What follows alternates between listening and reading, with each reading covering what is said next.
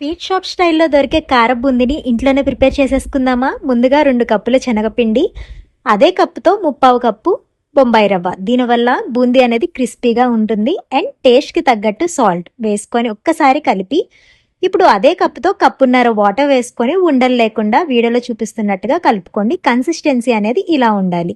తర్వాత ప్యాన్ పెట్టుకొని ఆయిల్ వేసుకొని, ఆయిల్ హీట్ అయిన తర్వాత ఇలాంటి చిల్లుగండి ఒకటి తీసుకొని వీడియోలో చూపిస్తున్నట్టుగా బూందీ అయితే వేసేసుకోండి. చూడండి బూందీ ఎంత చక్కగా వచ్చిందో అండ్ క్రిస్పీగా కూడా ఉంటుంది. ఆ తర్వాత కొద్దిగా పల్లీలు, వెల్లుల్లి, కరివేపాకు ఇవి కూడా ఒక్కసారి ఆయిల్లో ఫ్రై చేసుకొని బూందీలో అయితే యాడ్ చేసుకోండి. వెల్లుల్లి అనేది మీ ఇష్టం.